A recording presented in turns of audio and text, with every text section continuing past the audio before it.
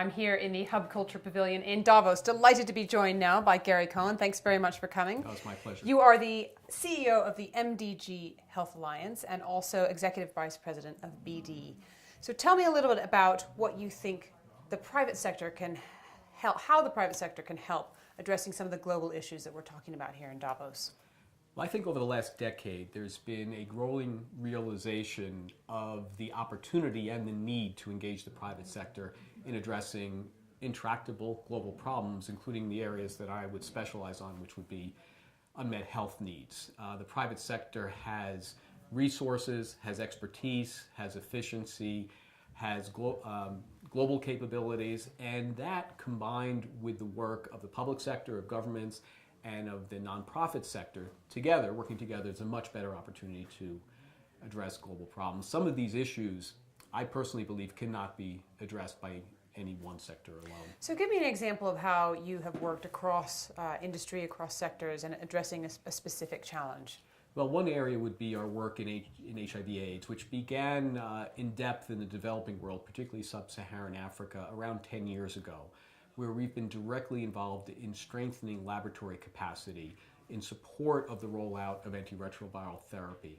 Many people sort of glaze over when you talk about laboratories because it gets very technical. It's easy to understand the pill, the antiretroviral, but to administer that therapy properly, people who are living with HIV/AIDS have to be tested for a diagnosis. They have to be monitored to know when their immune system begins to deplete to the point where they have to start the therapy. Then once they're on the therapy, they have to be monitored to know how the therapy is working.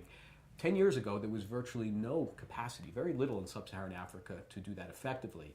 We've trained over 6,000 laboratorians in 60 developing and emerging countries on good laboratory practices to be able to support the therapy.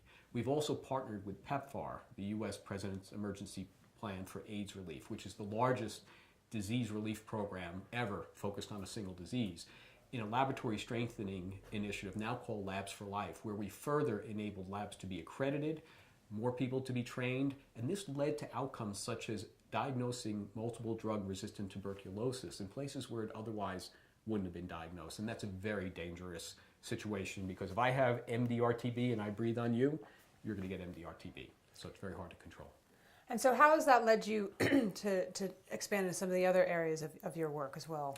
Well, we're very deeply involved in global health in many areas. For example, we started working in the late 1990s on safe childhood immunization to help prevent the spread of disease among children in immunization programs due to device reuse. We invented a new technology that physically stops a device from being reusable, thereby protecting children from disease spread. And that's been used.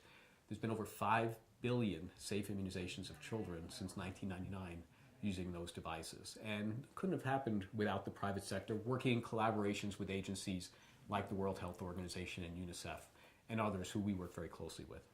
I know you have a program, a separate program that you work on about violence against girls. I wonder if you could give me a little bit on that. Sure. It's called Together for Girls. This is something I founded independently, and then BD and others became a partner of. And we're working now with 5 UN agencies: UNICEF, UNAIDS, UN Women, UNFPA, and the World Health Organization, the Centers for Disease Control, and 2 sections of the U.S. Department of State. And it's focused specifically on addressing violence against children, and particularly sexual violence against girls.